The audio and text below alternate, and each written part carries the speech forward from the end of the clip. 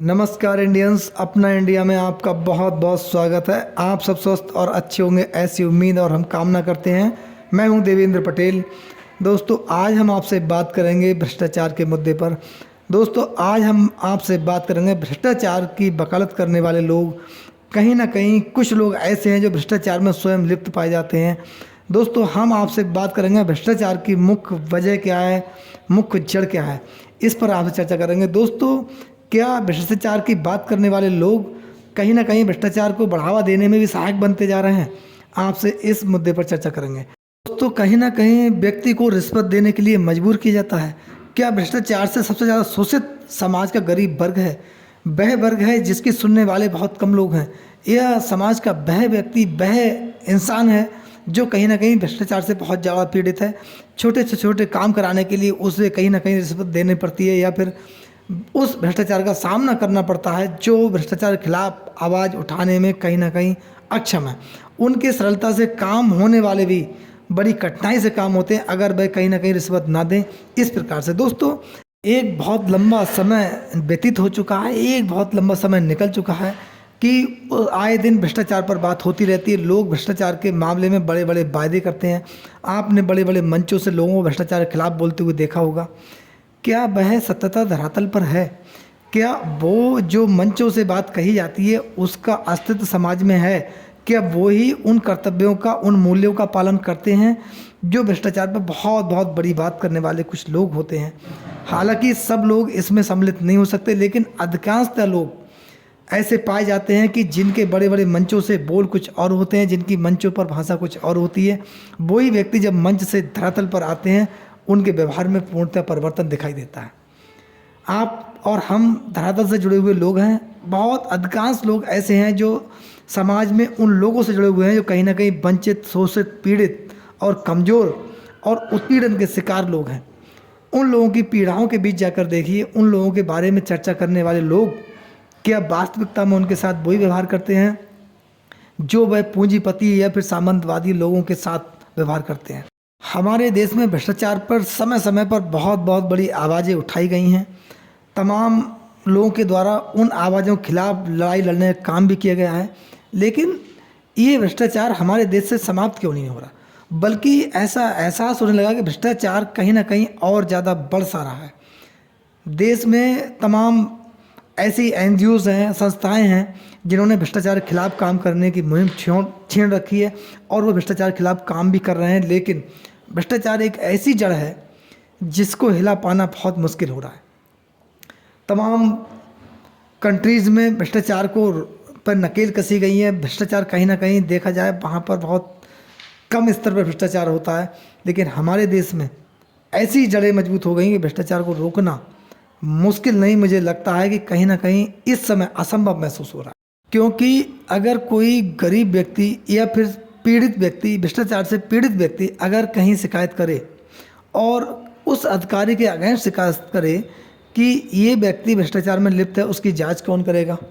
ये सोचने की बात है। केवल उस विभाग का व्यक्ति जांच करेगा। अगर आप किसी पुलिसकर्मी के खिलाफ जाइए कि ये व्यक्ति रिश्वत ले रहा है और वरना हमें धमका रहा है, डरा रहा है और ये हमारे साथ जो है वो दुर्व्यवहार कर रहा है केवल रिश्वत ना देने की वजह से, अब आप सोचिए उसकी शिकायत आप किसी बड़े अधिकारी के समक्ष करेंगे। हो सकता है वह व्यक्ति भी भ्रष्टाचार में लिप्त हो, वह आपके साथ किस प्रकार का व्यवहार करेगा। आपके कई ऐसे मामले हुए होंगे कि वो जांच होगी, लेकिन जांच में उसको क्लीन चिट दे दी जाएगी, आपको जांच का भरोसा दिया जाएगा, आप इंतज़ार कीजिए, केवल आपके पास इंतज़ार है। उसके बाद जांच में क्या होगा क्या नहीं होगा ये आपको मालूम नहीं। उस व्यक्ति के उस जांच अधिकारी से क्या संबंध है, कुछ कह नहीं सकते। उस भ्रष्ट कर्मचारी के खिलाफ शिकायत करने का एक सिला आपको और मिल सकता है कि आपके जो काम है, जो वैध काम है, वो रुक सकते हैं। वो आपके काम नहीं किए जाएंगे तो आपको बड़ा टहलाया जाएगा, आपको बहुत दौड़ना पड़ेगा। जो काम सरलता से हो सकते हैं वो नहीं हो सकते। इसीलिए आदमी अपनी परेशानियों को, अपने संकटों को काटने के लिए केवल रिश्वत का सहारा लेता है। जो काम आपको 10 चक्कर लगाने के बावजूद भी नहीं होगा, वही काम आप एक चक्कर लगाने पर रिश्वत दे दीजिएगा और आपका काम हो जाएगा। वहाँ सरलता महसूस होती है। तब आदमी समस्त कठिनाइयों को दूर करते हुए केवल रिश्वत का सहारा लेता है, उसके बाद अपने काम करा लेता है। बड़े लोगों के आपने काम देखे होंगे, कुछ ऐसे पूंजीपति लोग हैं, बड़े बड़े काम देश में देख लीजिएगा कि अगर पूंजीवादी व्यक्ति है जिसके पास पूंजी है, उसके लिए जांच और कोई भी मायने कोई चीज़ बहुत कम रखती है। अगर वास्तविकता में कोई कठिन परिस्थिति में वो व्यक्ति ना फंसा हो तब, क्योंकि कुछ मामले ऐसे होते हैं जिनमें नज़ीर साबित होती है, लोग लगता है कि शासन प्रशासन को इसमें कार्रवाई करनी ही होगी वरना बहुत ही गलत मैसेज जाएगा, तब भी उसके बावजूद कार्रवाई हो पाती है, लेकिन इसके चलते भी उसको कहीं ना कहीं बचाने का भी काम किया जाता है। तमाम ऐसे एग्जाम्पल हैं देश के अंदर। अभी प्रयागराज का पुल का मामला देख लीजिएगा, करंट का मामला है, जिसमें माननीय मुख्यमंत्री जी ने उद्घाटन किया। उद्घाटन के 10 घंटे के बाद ही पुल टूट गया। इसमें गलती किसकी है? नीचे जो सिस्टम है उसकी गलती है। भाई मुख्यमंत्री के द्वारा राशि उपलब्ध कराई गई पुल के निर्माण के लिए, इसमें कोई मिस्टेक नहीं, लेकिन पुल निर्माण कंपनी, उसके विभाग से जुड़े हुए लोग और उससे संबंधित जो भी मंत्री हैं उनका दायित्व था उसका ठीक से देख रेख हो और उसमें जो पैसा आवंटित हुआ है वो ठीक से लगे, लेकिन नहीं हुआ और नतीजा क्या हुआ? पुल टूट गया। मुख्यमंत्री जी की छवि खराब हुई। यहाँ दोष किसका है? क्या इसमें मुख्यमंत्री जी द्वारा रिश्वत ली गई? नहीं, बिल्कुल नहीं। इसमें जो संबंधित लोग हैं, कर्मचारी हैं, विभाग के लोग हैं, उनके द्वारा कहीं ना कहीं देखा जाए इसमें भ्रष्टाचार हुआ होगा और भ्रष्टाचार इस प्रकार से हुआ कि पुल टूट गया। ये नुकसान किसका हुआ? जनता का हुआ।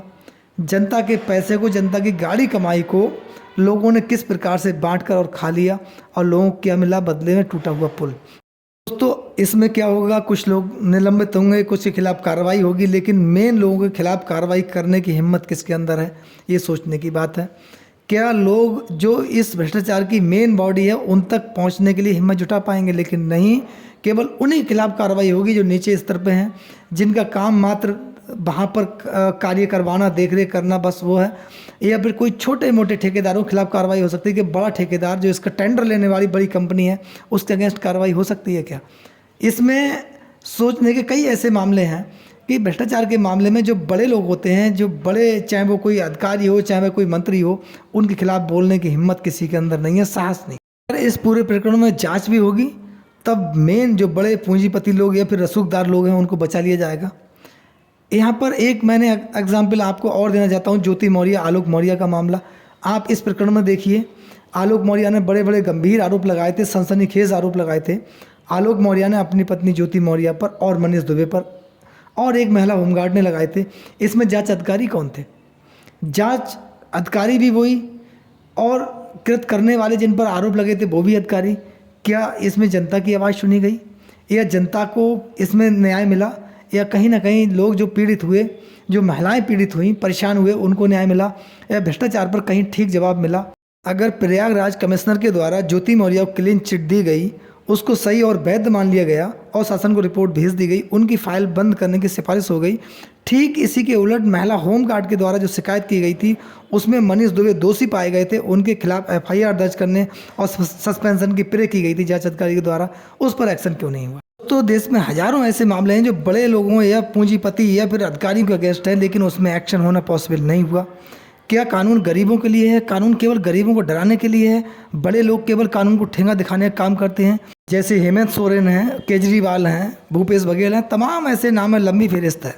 दोस्तों आपकी इस पूरे मामले में क्या राय है? भ्रष्टाचार में जन क्रांति की आवश्यकता है? आप अपनी राय कमेंट्स बॉक्स में ज़रूर दें। आपका बहुत बहुत धन्यवाद। नमस्कार, जय हिंद, जय भारत।